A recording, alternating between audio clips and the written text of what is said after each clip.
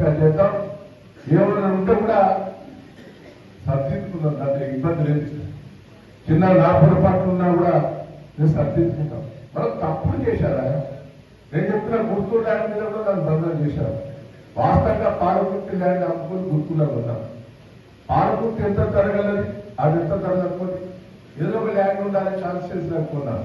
దాని మీద ఆ ల్యాండ్ గుర్తుకున్న ప్రచారం నేను ఇప్పటికీ అంటున్నాను. నేనే పిటిషన్ అనుకుంటున్నా కలెక్టర్. నా ల్యాండ్ మీద కానీ ఆమె ల్యాండ్ మీద కూడా కానీ తప్పుడు ఆరోపణలు ఉంటే శిక్ష పడి కేసు పెట్టు, అవసరంతో భూమి క్యాన్సల్ చేయకుండా నేనే పిటిషన్ చేయడానికి సిద్ధంగా ఉన్నాను. అంటే తప్పుడు వాళ్ళు ఏదో యాక్షన్ చేసి ఇవాళ వాళ్ళు యాక్షన్ చేసి నేను ఒక్కటే ఏడ్చిండు, అది మనకి సంబంధం. ఆమె ఎన్నికల ఆ ఇంట్లోనే ఉంటుందట. నేను బూత్ పెడితే చూస్తానంటే బోర్డు ఆ రోజు ఉండదు. ఆ జిత్తులేస్తోటి కావాలని మన మీద ఆరోపణలు చేశారు. నేను ఒక్కటే మిమ్మల్ని అందరినీ కూడా కోరేది, ఇంతలో గుర్తాలని చెప్పారు. నేను ఒకటే గ్రామంలోగా ప్రతి గ్రామానికి 50-60 లక్షలు ఖర్చు పెట్టాను. పంటలైతే పెట్టాం, విలేజ్ డెవలప్మెంట్ పెట్టాం, టెంపుల్ పెట్టాం, కమ్యూనిటీస్ పెట్టాం. వాటన్నిటికీ మనం మీరు గ్రామాల్లో క్యాన్సిల్ చేస్తారు. వాళ్ళు పెండింగ్ పెట్టుకున్నారు. మనల్ని బస్సు చేసి కూడా ఉన్నారు. అవసరమైతే మీరు ధర్నా చేసేందుకు సిద్ధపడాలి. అవి క్యాన్సిల్ చేస్తే సంబంధం లేదు. మీరు ఎంపీ క్యాండిడేట్ గా ఒక మంచి వ్యక్తిని ఎవరు చూపెట్టినా మంచి మెజార్టీ ఇచ్చే బాధ్యత మాదం కూడా ఈ సందర్భం. ఎందుకంటే మొన్న మీకు ఒకటే చెప్తున్నా, నేను 3 సార్లు ఓడిపోయినాను. ఒకటి సార్ ఊరికే కేసీఆర్ గారు అనేది ఒకటి, అందులో పోతే ఏమొస్తాయని ఆశపడుతుంది. ఇది పెన్షన్ వస్తాయి, రైతు బంధు వస్తుంది, కరెంట్ వస్తుంది, ఇంకా లేకపోతే ఏవో ఇస్తారట అని పోయింది. అవన్నీ అర్థమైన ప్రజలు వీలైతే మనకు గతంలో ఎంత మెజార్టీ ఉన్నదో టీఆర్ఎస్ పార్టీకి పాలకుర్తి అంత మెజార్టీకి ఇచ్చే బాధ్యత మాధవ్ కూడా ఈ సందర్భంగా నేను ఇద్దరికి ఆరంభిస్తున్నాం. ఇంకో విషయం కూడా కార్యకర్తలు చెప్తున్నాం, జిద్దునెస్ ఉండాలి, ఛాలెంజ్ ఉండాలి. నేను ఒక్కటే మిమ్మల్ని అందరూ రిక్వెస్ట్ చేస్తున్నాను, ఆ ఛాలెంజ్ ఉన్న నాయకులే పైకి వస్తారు. తల ఉంచి పోవద్దు ఎవరు కూడా. నేను దయచేసి మిమ్మల్ని రిక్వెస్ట్ చేస్తున్నా, తల వంచి పోతే మన జీవితాలు నాశనం అవుతుంది. నేను మీకు తెలుసు, తెలుగుదేశంలో కాంగ్రెస్ రాజశేఖర రెడ్డి మీద పోరాటం చేసినాను, మీకు తెలిసింది కాదు. వరంగల్ రాజశేఖర రెడ్డి ముఖ్యమంత్రిగా వస్తే ఏం మాట్లాడుతున్నావు, నువ్వు దిగిపోయినా ఏం మాట్లాడుతున్నావు రాజశేఖర రెడ్డి మాట్లాడి అంటే రాజశేఖర రెడ్డి ముఖ్యమంత్రి పవర్ఫుల్.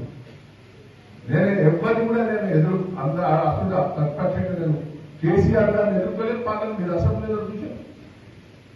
అంటే మనం ఛాలెంజ్ చేసి ఉండాలి, కాంప్రమైజ్ కావద్దు. కాంప్రమైజ్ కాకుండా మీరు పనిచేయండి, మీ గౌరవం ఇచ్చే బాధ్యతున్నారు. అసంతోలకే గౌరవం తప్పుతుంది. అది ఛాలెంజ్ చేస్తూ ఉండాలని కూడా ఈ సందర్భంగా తెలియజేస్తున్నారా. అందరి మండలాలు అన్ని మండలాలు కూడా కోరేది. నాకున్న రాజకీయ అనుభవం నేను చెప్తున్నా, వారికి ఎట్టి పరిస్థితుల్లో కూడా 3-4 నెలలప్పటికీ తేలిక దాంట్లో ఏమనుమానం లేదు. మనం ఏంటి ఎన్నికల మేనిఫెస్టో పెట్టి నిర్ణయం చేశారు మాకు కేసీఆర్ గారు. కళ్యాణ లక్ష్మి ఇస్తారని చెప్పలే, రైతు బంధు ఇస్తారని చెప్పలే, రైతులు చచ్చిపోతే 5 లక్షలు ఇస్తారని చెప్పలే, 24 గంటల కరెంట్ ఇస్తారని చెప్పలే. అని మంచి తోసి చేసిండు. ఎన్నికల మేనిఫెస్టో పెట్టని చేసిండు. మాకు 1-2 అయితే ఎన్నికల మేనిఫెస్టో పెట్టని లేట్ అవడం కూడా మనం దెబ్బతని. ఇవాళ కళ్యాణ్ శ్రీనివాస్ గారు చెప్పినట్టు 420 ఉన్నాయి. మొత్తం మీరు బుక్లెట్ చేసి గ్రామాలలో పంచుతారు.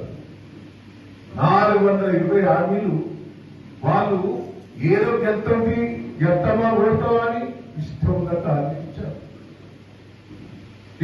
రేవంత్ రెడ్డి గారు మాట్లాడే 9వ తారీఖున సోనియా గాంధీ గారు బర్త్డే, ఆ రోజు మొత్తం ఇచ్చేస్తాను 9,000.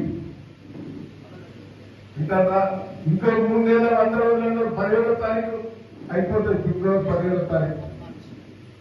ఆ ఫిబ్రవరి 16వ తారీఖు 100 రోజులలో చేసినట్టు డ్రామా చేస్తారు కానీ అది ఇంప్లిమెంట్ కూడా చేయాలి.